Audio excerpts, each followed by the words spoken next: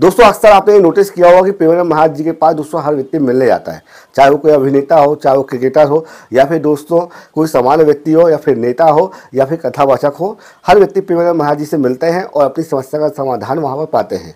वहाँ पर दोस्तों हर व्यक्ति आते हैं और उनसे अपने अपने तरीके से वो प्रश्न पूछते हैं, अपने जीवन संबंधी प्रश्न पूछते हैं और भी अन्य तरीके से वो प्रश्न पूछते हैं पेवरम महाराज जी से, और पेवरम महाराज जी सभी लोगों की समस्या का समाधान करते हैं।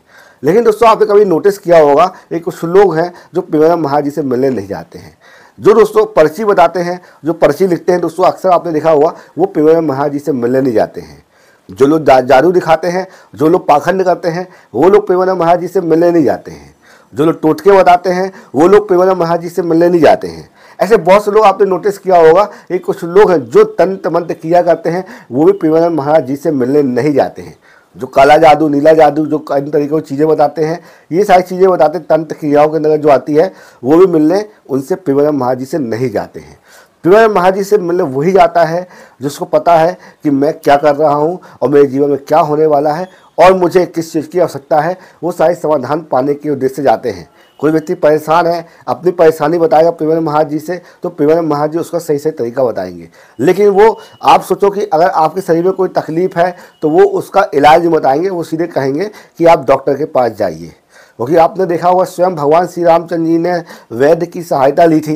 जब लक्ष्मण भैया जी को शक्ति लगी थी तो भगवान श्री रामचंद्र जी ने खुद कहा था कि किसी वैद्य को ले आओ। जब वो भगवान स्वयं होकर वैद्य पर निर्भर थे तो स्वाभाविक सी बात है दोस्तों कि हम इंसानों की जो समस्याएं हैं, शारीरिक समस्याएं होती हैं, उन समस्याओं के समाधान के लिए भी डॉक्टर्स हैं और वैद्य हैं। सारी चीज़ आयुर्वेदिक चीज़ें भी हैं, उसका हम पालन करना चाहिए और करते रहना चाहिए। अगर अक्सर आपने नोटिस किया होगा दोस्तों कि कुछ लोग को ज़रा सी भी समस्या आती है, पारिवारिक कलह हो या फिर दोस्तों अन्य कोई समस्या हो, शरीर संबंधी समस्या हो, तो वो सीधे बाबाओं के पास पहुंच जाते हैं। अभी रिसेंट में जो सबसे प्रसिद्ध बाबा हैं वो है धीरेन्द्र के शास्त्री जी। धीरेन्द्र के शास्त्री जी पर्ची निकालते हैं और फिर उनका एक दिव्य दरबार लगता है जहाँ पर वो भूत बला और अन्य चीज़ों की क्रियाओं को करते हैं। देखिए आपने ये नोटिस किया होगा कि धीरेन्द्र के शास्त्री जी आज तक पेवरम महाराज जी से मिलने नहीं गए, ना ही पेवरम महाराज जी के पास गए, ना ही वो पेवरम महाराज जी संबंधी कोई बात करते हैं, और ना ही वो पेवरम महाराज जी के यहाँ पर पहुँच के उन्होंने कभी कोई चर्चा करी होगी। उसी तरह हम बात कर लेते हैं दोस्तों प्रदीप मिश्रा जी की। वो भी कथावाचक हैं और वो भी भगवान शंकर जी के टोटके बताते हैं, बहुत सारे टोटके बताते हैं। वो वैसे भी दोस्तों यूट्यूब में वो टोटका 4 के नाम से बहुत ज़्यादा प्रसिद्ध हैं। तो वो भी प्रदीप मिश्रा जी भी पेवरम महाराज जी से मिलने नहीं गए, अभी तक नहीं गए। और ऐसा कहा भी आता है कि भाई वो जाएंगे, जब वो कोई समस्या बताएंगे या फिर कोई चीज़ पूछे पाछेंगे तो फिर पेवरम महाराज जी का जो जवाब होगा वो बहुत कड़क होगा। अगर वो धीरेन्द्र के शास्त्री जाते हैं और कोई ऐसा क्वेश्चन करते हैं, पर्ची संबंधी क्वेश्चन, जो ट्रक संबंधी क्वेश्चन जो बताते हैं, लोगों को इन्फॉर्मेशन देते हैं तो हाँ जीवन में ये परेशानी है, वो परेशानी, ये सारी चीज़ों की, तो अगर वो ऐसा कोई क्वेश्चन करते हैं तो पेवरम महाराज जी का एक टूक जवाब होगा जो कि बहुत ही खतरनाक जवाब होगा, जिससे सुनकर सब आश्चर्यचकित हो जाएंगे और सबको पता है कि उनका जवाब क्या होगा। पेवरम महाराज जी जितना साफ सुथरा बोलते हैं हर व्यक्ति जानता है। महाराज जी सिद्धि जैसे किसी के मन की बात पढ़ लेना या हाँ, ये भी सिद्धियां हैं, ये भी सिद्धियां, ये स्वतः अंदर आ जाती। हाँ, अगर हम वो मंत्र सिद्ध किए हुए हैं तो आप जो ये, अच्छा आपका ये नाम है, आप अमुक जगह से आ रहे हैं, आप ये सोच कर आ रहे हैं, तो आपके होश उड़ जाएंगे।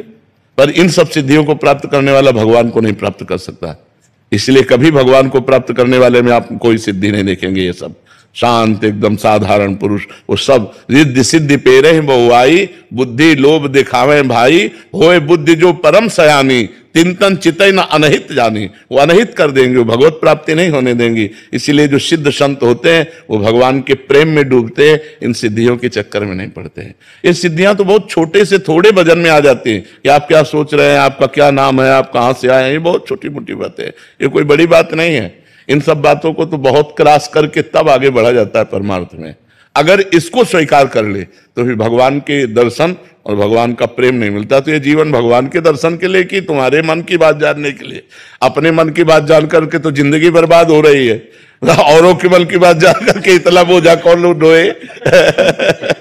महाराज जी और भी सिद्धियां होती हैं? बहुत सिद्धियां होती हैं। महाराज जी आपने बताया था कि जल पे चलना, हाँ, जल को स्तंभित करके चलना, पहाड़ में भी प्रवेश कर जाना, एक ही समय में कई जगह उपस्थित हो जाना, एक ही ये बड़ी सिद्धियां हैं। एक ही समय में कई जगह उपस्थित हो जाना, बहुत दूर की बात सुन लेना, तुम्हारे मन की बात जान लेना, कहाँ कौन सा धन गड़ा है, इन सब बातों को जान लेना।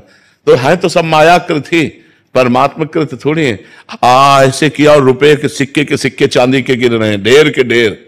ये सबने देखे हैं सिद्धियां। ऐसे कर दिया और पूछा तुमसे कि कौन सी सुगंध चाहिए, मान लो आपने कहा